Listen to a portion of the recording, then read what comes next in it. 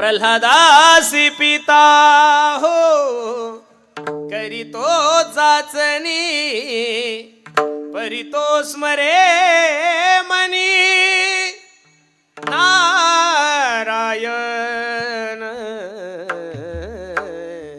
हिरण्यकश्यपू हा राक्षस होता. कोण होता? राक्षस होता. त्याच्या पोटी भक्त प्रल्हाद जन्माला आले. काय नाही केलं महाराज? सर्व काही केलं मारण्यासाठी. पार कड्याहून ढकलून दिलं, उकळत्या तेलात टाकलं, हत्तीच्या पायाखाली दिलं, पण तरी सुद्धा भक्त प्रल्हादांनी परमार्थ सोडला नाहीये. नरश भगवंतांनी जन्म घेऊन हिरण्यकश्यपूला भक्त प्रल्हादजीच्या समोर टर टर टर टर टर फाडलं, तरी दया आली नाही. काय केलं तो हिरण्यकश्यपूने? कशाचा विरोध केला होता?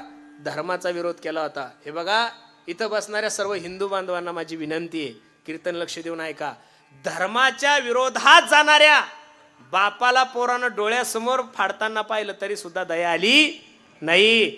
मग माझी तुम्हाला विनंती आहे, धर्माच्या विरोधात बाप जर गेला तरी त्या बापाचा त्याग या संप्रदायाने केलेला आहे. जे लोक धर्माच्या विरोधात आहे ते तुमचे किती जरी जवळचे लोक असल, अशा नालायक माणसाच्या पाठीमागे उभं राहायचं नाही. ही विनंती माझी तुम्हाला. रात्री महाराजांना सांगितलं, लोकांना आम्ही जर धर्म सांगायला गेलो की लोकांना असं वाटतं की आम्ही बीजेपीचे. कोणा सांगितलं तुम्हाला? आम्हाला काही मानधन आहे? अजिबात नाही. अरे बीजेपी, शिवसेना, राष्ट्रवादी काँग्रेस हे पक्ष जन्माला येण्याच्या अगोदर माझ्या ज्ञानोबरायच्या खांद्यावर भगवी पताका होती महाराज. काय होती? आम्ही धर्माचे माणसं आहे, संप्रदायाचे माणसं आहे. आम्हाला कोणत्या पक्षाशी काय घेणं देणं आहे महाराज? वस्तुस्थिती लक्ष देऊन ऐका. वाईट वाटतं महाराजांनी.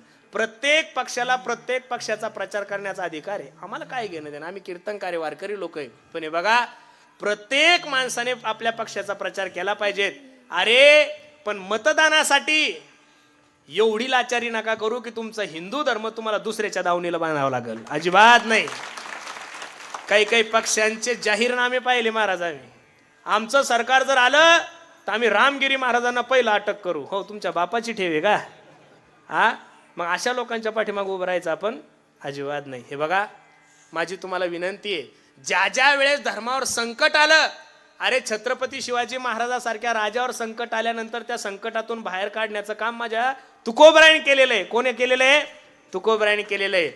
अरे ज्या वेळेस पाची पांडव हस्तिनापूरचे राजे झाले, त्यांना सुद्धा धर्माचं मार्गदर्शन भीष्माचार्यांनी केलेलं आहे. आणि आता तीच वेळ या महाराष्ट्रात आलेली आहे. प्रभू रामचंद्राच्या काळामध्ये रावणाला मारण्यासाठी, लक्ष देऊन ऐका, प्रभू रामचंद्राच्या वेळेस त्रेतायुगामध्ये रावणाला मारण्यासाठी प्रभू रामचंद्राकडे धनुष्यबाण होता. कोणता बाण होता? द्वापार युगामध्ये कंसाला मारण्यासाठी कंसाकडे भगवंताकडे सुदर्शन चक्र होतं. कोणाला मारण्यासाठी? कंसाला मारण्यासाठी. मुघलशाही, आदलशाही ज्यावेळेस माजली त्यावेळेस त्यांना नष्ट करण्यासाठी माझ्या छत्रपती शिवाजी महाराजाकडे तलवार आहे. आज तुमच्याकडे धनुष्यबाणही नाहीये, आज तुमच्याकडे सुदर्शन चक्रही नाहीये, आणि आज तुमच्याकडे तलवार सुद्धा नाहीये. आज तुमचं हत्यार म्हणजे तुमचं मतदान आहे. काय आहे? मतदान आहे.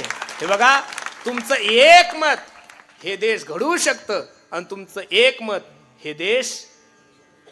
म्हणून सर्वांना माझी विनंती आहे, मी तुम्हाला असं नाही म्हणणार ह्या पक्षाला मतदान कर, काही गरज नाही महाराज. आम्हाला फक्त इथं बसणाऱ्या सर्व मंडळीला, आम्हाला पांडुरंगाची शपथ आहे तुम्हा सर्वांना, मतदानाचे किती बावळे लोक आहे महाराज आपले. मतदानाच्या दिवशी बायकोला घेऊन महाबळेश्वरला जातात. तुला बाकीचे दिवस नाही का? नाही दिवस. मतदान 100% आपल्या लोकांनी केलंच पाहिजे. तुम्ही जर 100% मतदान केलं, लक्ष देऊन ऐका सर्व, मी तर सरकारला एक अर्जच देणार आहे, जो मतदान करणार नाही त्याचं रॅशन कार्ड बंद करून टाका. ह्या बायाचे 1,500 सुद्धा बंद करून टाका, जी मतदान करणार नाही. ही वस्तुस्थिती ना, फुकट पैसे सरकारचे घेता. मग मतदान प्रत्येकाने केलं पाहिजे. ते तुमचं कर्तव्य नाही, तो तुमचा धर्म आहे महाराज. काय? तुमचा धर्म आहे. आणि प्रत्येकाने, अरे आपल्या हिंदूने जर 100% लोकसभेच्या टायमाला, अरे दुबईहून येऊन मुस्लिम धर्माच्या लोकांनी मतदान केलं रे, इराणहून येऊन त्यांनी मतदान केलंय, आणि तुम्ही इथं राहून मतदानच्या दिवशी फिरायला जाता. पाप करताय तुम्ही. काय करताय? पाप करताय तुम्ही जर या महाराष्ट्राचे नागरिक असाल, तुम्ही जर या भारताचे नागरिक असाल, तर मतदान करणं हे तुमचं कर्तव्य नसून मतदान करणं हा तुमचा आणि माझा धर्मच आहे. आणि तो धर्म आपण चांगल्या प्रमाणे केला पाहिजे. एकानं सुद्धा त्या दिवशी झोपायचं नाही. ज्याचं लग्न आहे 20 तारखेला, त्यानं सांगायचं बायकोला पहिलं मतदान करून नंतर मी लग्न लावतो. तसं लग्न ही वस्तुस्थिती आहे महाराज. तुम्ही जर असं नाही केलं तर उद्याचे दिवस अवघड होईल महाराज. हे बघा, अरे बाकीच्या लोकांनी जर काही फतवे काढले तर सर्व मुस्लिम समाज त्यांचा ऐकतो. आम्ही लोकांनी थोडं जरी धर्माविषयी बोलायला गेलो, लोक म्हणतात हे पक्षाचा प्रयोग. अजिबात नाही महाराज. हे बघा, आमचं प्रेम आमच्या ज्ञानोबरायावर आहे, आमचं प्रेम आमच्या तुकोबरायावर आहे, आमचं प्रेम या धर्मावर आहे. अरे मला सर्व हिंदू बांधवांना एक प्रश्न करायचा, तुमच्या प्रत्येकाकडे मोबाईल आहे, असा खिसा नाही की त्याच्याकडे मोबाईल नाही आहे. त्या मोबाईलमध्ये यूट्यूबमध्ये जा, इंस्टामध्ये जा, फेसबुकमध्ये जा, व्हॉट्सअपमध्ये जा, एक क्लिप मला अशी दाखवा की एखाद्या मुस्लिम धर्माच्या माणसानं मुस्लिम अल्लाच्या विरोधात कधी चुकीचे विधान केलं, कधीच सापडणार नाही. एक क्लिप दाखवा की एखाद्या ख्रिश्चन धर्माच्या माणसाने ख्रिश्चन धर्माच्या विरोधात चुकीची क्लिप केली, अजिबात नाही. एक क्लिप दाखवा की एखाद्या बौद्ध धर्माच्या माणसाने कधी डॉक्टर बाबासाहेब आंबेडकरांना चुकीचं बोललं, अजिबात नाही. एक क्लिप दाखवा एखाद्या जैन धर्माच्या माणसाने आपल्या जैन धर्माविषयी चुकीचं बोललं, मी तुम्हाला हजार नाही लाख क्लिपा दाखवील की आपल्या हिंदू धर्माविषयी बोलणार. अरे प्रत्येकाला प्रत्येकाच्या धर्माचा अभिमान असला पाहिजेत ना, का आपण आपल्या धर्माचं राहू नये. माझे सर्वांना विनंती. एका गल्लीमध्ये 2 दुकानं होते, लक्ष देऊन ऐका, खूप गोड उदाहरण आहे. एका गल्लीमध्ये 2 दुकानं होते, एक सोन्याचं दुकान होतं आणि एक लोखंडाचं दुकान होतं. दुपारची जेवायची सुट्टी झाल्यानंतर 2 जण जेवायला बसल्यानंतर सोनं लोखंडाला सांगतं, ए लोखंडा, माझाही मालक मला ठोकतो तुझाही मालक तुला ठोकतो. काय म्हणलं सोनं लोखंडाला, लक्ष देऊन ऐका बरं उदाहरण. 4G थोडं काही पार उदाहरण तिकडे गेल्यावर अर्धा तासानं असतात, तसं करायचं. लक्ष द्या माझ्याकडे. एका गल्लीमध्ये 2 दुकान होते, एक सोन्याचं दुकान होतं आणि एक लोखंडाचं दुकान होतं. दुपारची जेवायची सुट्टी झाल्यानंतर सोनं लोखंडाला सांगता, अरे माझाही मालक मला ठोकतो आणि तुझाही मालक तुला ठोकतो. माझा मालक ज्यावेळेस मला ठोकतो लोखंडा, त्यावेळेस मी एवढ्या जोरात नाही आरडत रे, पण तुझा मालक तुला ठोकायला लागला का की गल्ली जागी करतो, किती त्रास होतो रे आमच्या कानाला. त्यावेळेस लोखंडाच्या डोळ्याला धारा लागल्या आणि लोखंड सोन्याला काय म्हणतं, लक्ष देऊन ऐका. लोखंडा, ए सोन्या, तू भाग्यवान आहे रे, तू आहेस सोनं आणि तुला ठोकणारा लोखंड आहे म्हणून तुझा आवाज कमी आहे. काय म्हणलं लोखंड, तू आहेस सोनं, तुला ठोकणारा लोखंड आहे म्हणून तुझा आवाज कमी आहे. सोन्या, माझं नशीब एवढं खराब आहे रे, मी आहे सुद्धा लोखंड आणि मला ठोकणारा सुद्धा लोखंड आहे, त्याचा मला त्रास जास्त होतो. मुस्लिम धर्माच्या लोकांनी हिंदू धर्माचा अपप्रचार करणं साहजिक आहे, ते दुसऱ्या धर्माचे लोक आहे. अरे एखाद्या दुसऱ्या धर्माच्या लोकांनी आपल्या हिंदू देवतेविषयी बोलणं साहजिक आहे, तो त्यांचं कर्तव्य, ते बोलत असतील. अरे पण हिंदू समाजाचे लोक ज्या दिवशी हिंदू देवतेविषयी बोलायला लागेल त्या दिवशी आपण, मी तर भगवंताला सांगतो, हे भगवान मुझे अपनों से बचा लेना औरों को तो मैं देख लूंगा. आपलं वाटोळं जेवढं आपल्या लोकांनी केलं तेवढं दुसऱ्या लोकांनी केलं. म्हणून सर्वांना माझी विनंती आहे, जो हिंदूसाठी उभा आहे, जो ज्ञानोबराय तुकोबरायसाठी उभा आहे, जो गायीसाठी उभा आहे, जो धर्मासाठी उभा आहे, आपण सर्वांनी त्याच्या पाठीमागं उभे राहा, ही आपली जबाबदारी. विठाला विठाला.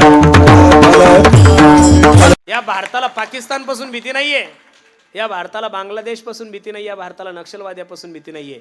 भारताला जर सगळ्यात मोठी भीती कशापासून असेल तर फक्त व्यसनापासून आहे. म्हणून तरुण पोरांना माझी विनंती आहे, दारू गांजा मत पियारो अक्कल गुम हो जाती है, अपने पलों का दाम खर्च के मुंह में मिट्टी आती है. व्यसन नका करू. मुस्लिम समाजाचा जर विचार करायला गेले ना तर ते दिवसातून 4 वेळेस नॉनव्हेज खातात, पण त्यांची पिण्याची टक्केवारी जर महाराष्ट्रात पाहिलीत फक्त 2%. तुमची जर पिण्याची खाण्याची टक्केवारी पाहिली तुम्ही 85च्या पुढे गेलेले. किती टक्के झाले तुमचं? दारूपायी तरुण पोरं बर्बाद झाले, त्याच्यामुळे पोरायचे लग्न बी होत नाहीये. म्हणून सर्वांना माझी विनंती, जीवनामध्ये व्यसन नका करू, एका छत्राखाली यायचं शिका. अरे मुस्लिमांनी हिरवा झेंडा वर केला तर सर्व मुस्लिम बांधव त्या झेंड्याखाली जातात गाड्यांनो. बौद्ध समाजाच्या लोकांनी निळा झेंडा वर करू त्या सर्व बौद्ध बांधव त्या झेंड्याखाली जातात. माझी सर्वांना विनंती, जाती जातीमध्ये तेढ नका निर्माण करू. ज्यावेळेस इंग्रज या देशात इंग्रज ज्यावेळेस या देशात आले त्यांनी भरपूर प्रयत्न केले भारतावर राज्य करण्यासाठी, पण त्यांना जमतच नव्हतं. त्यावेळेस आपल्याच काही फितूर लोकांनी, संभाजी राजांचा घात सुद्धा आपल्या नालायक लोकांमुळे झालेला आहे. छत्रपती शिवाजी महाराजांचा घात सुद्धा आपल्या लोकांमुळे झालेला आहे. ज्या ज्या वेळेस या देशावर संकट आलंय, आपल्या हिंदू लोकांवर संकट आलंय, ते दुसऱ्या धर्माच्या लोकांमुळे नाही, आपल्या फितूर लोकांमुळे. आपलेच फितुरांनी काही लोकांनी इंग्रजांना जाऊन सांगितलं, तुम्हाला जर या देशावर राज्य करायचं असेल तर फक्त जाती जातीमध्ये भांडणं लावा. अरे मुस्लिम समाजामध्ये काही जाती असतील ना, पठाण आहे, शेख आहे, खाटीक आहे, बरेचसे लोक आहेत त्यांच्यामध्ये, पण ज्यावेळेस त्यांच्यावर संकट येतं त्यावेळेस सगळ्या जाती विसरतात आणि ते एवढंच म्हणतात की मी मुस्लिम आहे. बौद्ध समाजामध्ये जाती असतील, जाती म्हणले की त्यामध्ये जाती पडजाती असतात. तसं मला सुद्धा तुम्हा सर्व मंडळीला विनंती करायची, कधीतरी तुम्ही सुद्धा एखाद्या वेळेस तुमच्या मुखातून निघू द्या ना की मी या जातीचा आहे, मी त्या जातीचा आहे, मी या कशाला किती दिवस जाती जाती करणार आहे. प्रत्येकाच्या मुखातून एकच वाक्य निघलं पाहिजे, मी हिंदू आहे आणि हिंदुस्तान माझा देश आहे. आज जर तुम्ही एकत्रित राहिले तर ठीक आहे, नाही तर बांगलादेश सारखं व्हायला काही जास्त दिवस लागणार. मी 2-4 दिवसापूर्वी न्यूज एक पाहिली बांगलादेशची. ज्यावेळेस बांगलादेश भारतातून वेगळा झाला ना, त्यावेळेस बांगलादेशची परिस्थिती खूप नाजूक होती. काय होती? खूप नाजूक होती. त्यावेळेस बांगलादेशमध्ये एक इस्कॉन मंदिर होतं. कोणतं मंदिर होतं? इस्कॉन मंदिर. त्या इस्कॉनच्या लोकांनी 6 महिने तिथल्या मुस्लिम लोकांना दररोज 2 लाख लोकांना अन्न दिलं. किती लोकांना? सगळ्या देशातून त्यांना फंडिंग झाली. 2 लाख लोकांना 6 महिने ज्या मंदिराने अन्नदान दिलं, भोजन दिलं. आता दंगल झाल्यानंतर तिथल्या मुस्लिमांनी पहिलं इस्कॉनचं मंदिर तोडलं महाराज. ही वस्तुस्थिती आहे. ज्या ठिकाणी 1000 हिंदू आहे आणि 100 घरं मुस्लिमाचे, त्या दिवशी त्यांना आपण भावासारखं जपतो. कोणासारखं जपतो? भावासारखं. पण ज्या ठिकाणी 1000 घरं मुस्लिमांचे आणि ज्या ठिकाणी 100 घरं ज्या हिंदूंचे, तिथं तुम्हाला हरिपाठ सुद्धा करता येत नाही, तिथं तुम्हाला भगवा झेंडा सुद्धा लावता येत नाही. मी मुस्लिमांचा विरोध करणारा महाराज नाही हो, आणि हा देश सुद्धा मुस्लिमांचा विरोध करत नाही. आम्ही जर मुस्लिमांचा विरोध केला असता तर डॉक्टर अब्दुल कलाम सारख्या एवढ्या मोठ्या माणसाला देशाचा राष्ट्रपती नसतं केलं महाराज. आमचं भांडण तुमच्या विचाराशी आहे. राहतात महाराष्ट्रात, खातात महाराष्ट्राचं, आणि पाकिस्तान जिंकल्यानंतर जर तुम्ही फटाके वाजवत असाल तर त्या नालायकांच्या विरोधात आम्ही बोलणार म्हणजे बोलणार. तुम्ही जर आमच्या महाराष्ट्रात राहून, आमच्या भारतात राहून जर प्रभू रामचंद्राचा विरोध करत असाल तर तुमच्या विरोधात आम्ही बोलणार म्हणजे बोलणार. तुम्हाला काय समजायचं ते समजा, आणि आम्हाला काही तुम्ही दरवर्षी बोलव ही अपेक्षा सुद्धा, बरोबर आहे का नाही? अपेक्षाच नाही ना महाराज. लक्ष देऊन ऐका.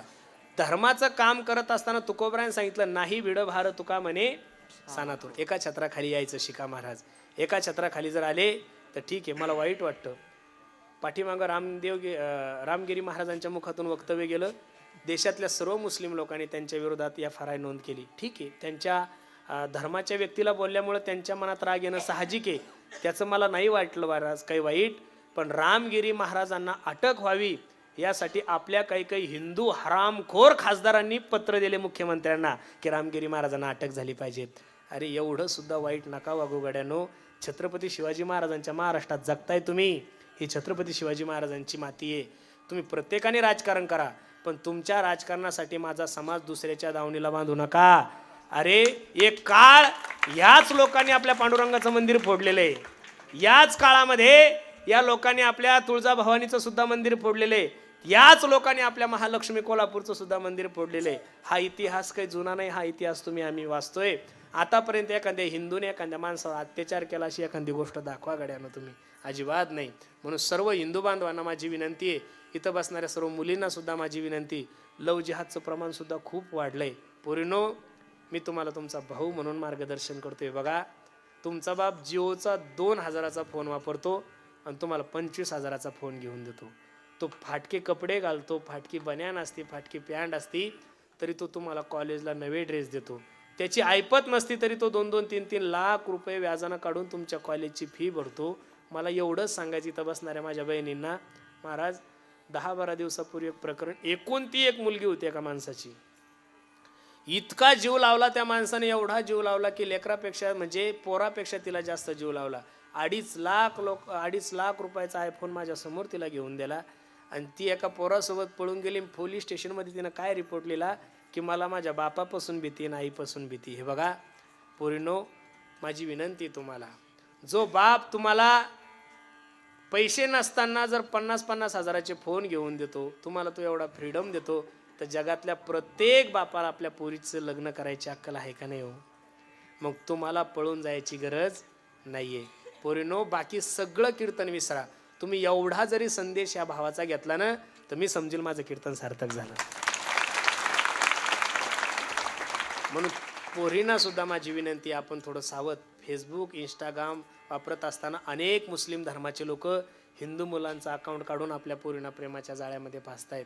माझी विनंती, पोरींनो सावध राहा. आधुनिक युगामध्ये निश्चित प्रत्येकीनं मोबाईल वापरा. मी तुम्हाला अजिबात अडचण निर्माण करणार नाही, पण आपल्या चुकीमुळं आपल्या वाईटपणामुळं, अरे तुम्ही तुमच्या मायबापाची मान नाही उंचवली तरी तुमचे मायबाप समाधानी आहे, पण तुमच्या एका चुकीमुळं जर त्यांना जीवनभर रडावं लागत असेल तर अशी चूक जीवनामध्ये कधीच करू नका. हा माझा जीवनातला सगळ्यात मोठा संदेश सर्व आई बहिणींना आहे. म्हणून सर्वांनी एकत्रित या धर्माविषयी सेवा करा.